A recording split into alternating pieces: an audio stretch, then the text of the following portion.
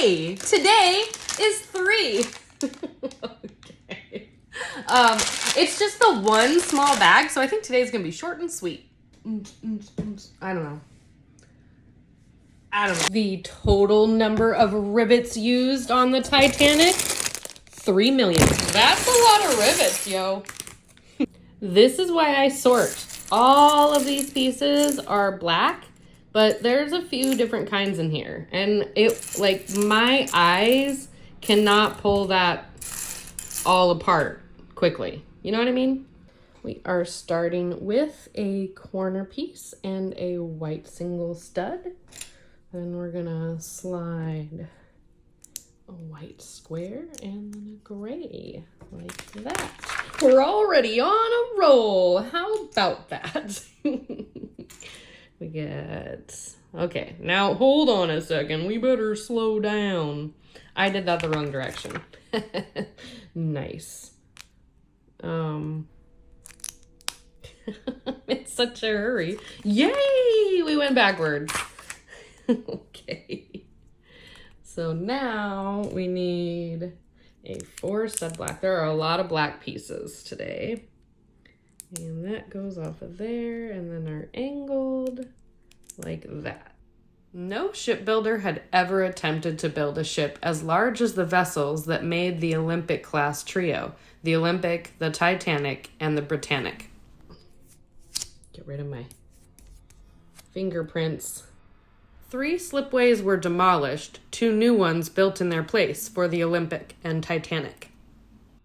We're going in the dark brown hole.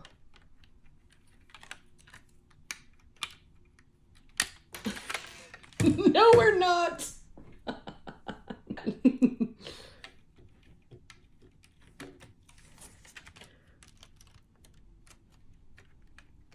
Okay. These new slipways were the largest ever built at the time. Multiple cranes were used in the construction, including a floating crane brought to Belfast from Germany that could lift up to 200 tons. The ship is made like a box girder, which is sort of like a tube made of walls. It's then surrounded by 2,000 steel hull plates. The edges of the steel plates overlapped and were connected with rivets, millions of rivets. We missed a black. You don't want to go, I get it, but too bad. You're part of a bigger thing. And then we're going to do multiples of those. Though it was considered quality at the time, scientists in the 90s determined that the steel used for the hull of the Titanic was weakened by cold temperatures, making the impact with the iceberg more severe. A flat piece with a name, Titanic. Neato. And a smooth. Put those together. And then 2 of these funky little seat thingies are gonna go underneath.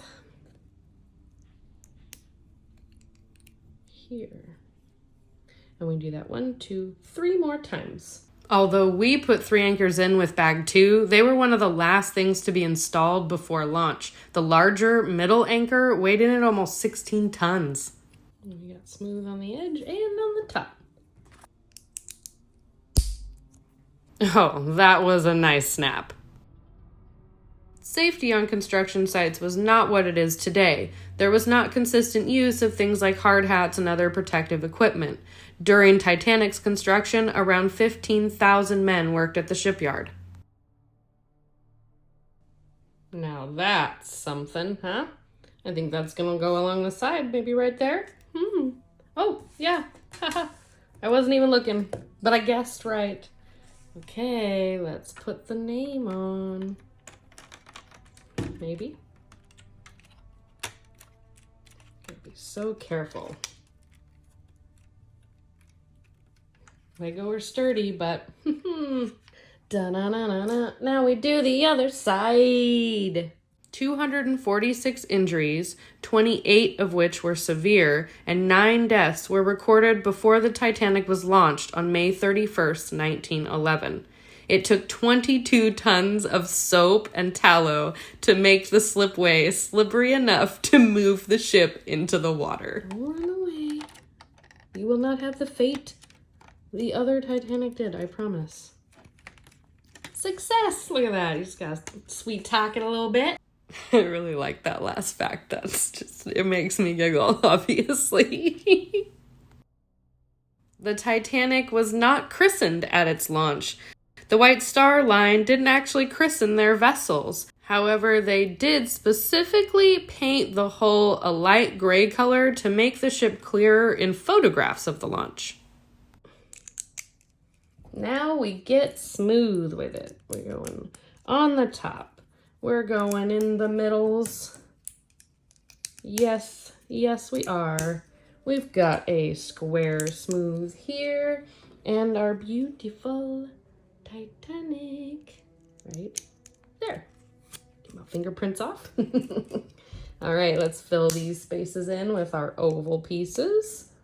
At the time the Titanic was launched, the ship still needed a lot finished, and it would take about a year to install things like its engines, funnels, and interior. Just 8 days before it was due to begin its maiden voyage, the Titanic did its sea trials.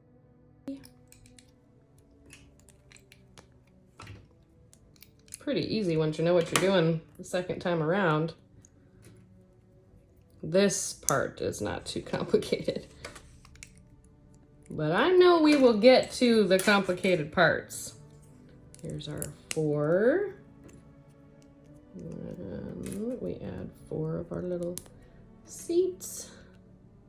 Ah! Why are my nails never in great shape? I wonder.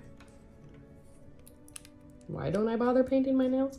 I wonder. These tests consisted of things like turning ability, speed checks, and a crash stop test that involved putting the engines in full reverse and coming to a stop in just over 3 minutes. Last one. Ta-da! There's our second half. Now it goes on as well.